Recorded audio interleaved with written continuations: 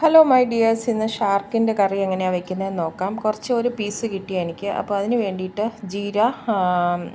പെരുംജീരകം, മല്ലി, തേങ്ങ, പിന്നെ ചുമന്നുള്ളി ഇത്ര എടുത്ത് വെച്ചിട്ടുണ്ട് വറുക്കാൻ വേണ്ടിയിട്ട്. പിന്നെ ഇതാണ് ആ പീസ്. ഇതിനെ ചെറിയ കട്ട് പീസാക്കി വൃത്തിയാക്കി വെക്കണം. അപ്പോൾ നമ്മൾ എന്തായാലും തേങ്ങ നന്നായിട്ട് വറുക്കുവാണ്. വറുത്ത് കഴിഞ്ഞ് ഒരു ബ്രൗൺ കളർ ആവുന്നത് വരെ ഇത് നന്നായിട്ട് ഒന്ന് വറുത്തെടുക്കുക. ഉള്ളിയൊക്കെ നന്നായിട്ട് ഒന്ന് ക്രിസ്പി ആവണം. അപ്പോൾ ഏകദേശം ക്രിസ്പി ആയി തുടങ്ങിയിട്ടുണ്ട്. ബാക്കി മസാലാസ് ചേർക്കുന്നുണ്ട്. അപ്പോൾ കാശ്മീരി ചില്ലി, സാദാ ചില്ലി,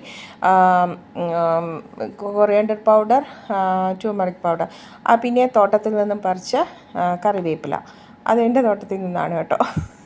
പിന്നെ അപ്പോൾ അത് ക്രിസ്പി ആയി കഴിഞ്ഞു. ഏകദേശം നന്നായിട്ട് ഒന്ന് ഇതൊന്ന് നന്ന് ക്രിസ്പി ആയി വന്നുകൊണ്ടിരിക്കുന്നു. ക്രിസ്പി ആയി കഴിഞ്ഞു. അതിനിടയിൽ ഞാൻ ഒരു മെഴുക്ക് പരട്ടി പോലെ വെക്കുന്നുണ്ട്. അപ്പോൾ അത് ക്യാൻഡ് ബീൻസാണ്. അത് ഓൾറെഡി കുക്ക്ഡ് ആണ്. അപ്പോൾ അത് എത്രത്തോളം കുക്കായിട്ടുണ്ടെന്ന് ഞാൻ എടുത്ത് കാണിക്കാം.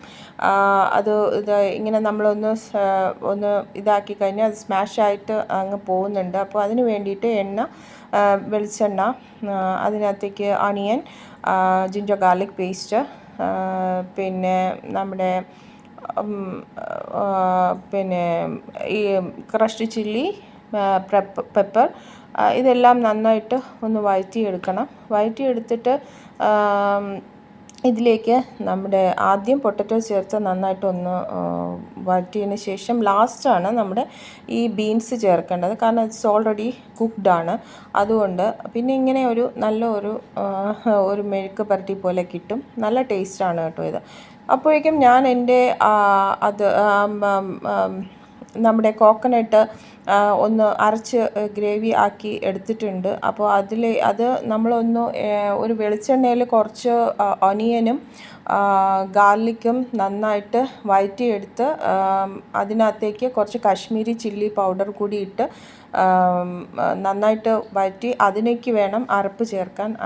ഞാനത് കുറച്ച് വിട്ടുപോയി, അത് ചേർത്തിട്ടില്ല, സോറി അബൌട്ട്. എന്നിട്ട് ഈ നമ്മുടെ ബാക്കി കട്ട് പീസെല്ലാം അതിനകത്തേക്ക് ചേർക്കുക. കട്ട് ചെയ്ത് വെച്ചിരിക്കുന്ന നമ്മുടെ സ്രാവിൻ്റെ കഷ്ണങ്ങൾ അതിനകത്തേക്ക് ചേർക്കുക. അപ്പോൾ നന്നായി തിളയ്ക്കുന്നുണ്ട്. അത് തിളച്ച് വന്ന് നമ്മുടെ എണ്ണയൊക്കെ പുറത്ത് ഒന്ന് തെളിഞ്ഞ് വരണം. അപ്പോൾ സ്ലോ ഫ്ലെയിമിൽ വെക്കുക. എപ്പോഴും ഞാൻ പറയുന്നത് സ്ലോ ഫ്ലെയിമിൽ വെക്കുക. സ്ലോ ഫ്ലെയിമിൽ വെച്ച് ലാസ്റ്റ് കുറച്ച് കറി ലീവ്സ് കൂടി ഇടുക. അപ്പോൾ വെന്തിട്ടുണ്ട് നമ്മുടെ മീൻ, നന്നായിട്ട് ഫിഷ് വെന്തിട്ടുണ്ട്. അപ്പോൾ ഏകദേശം ഇറക്കാറായി. അതിൻ്റെ സന്തോഷത്തിലാണ് ഞാൻ.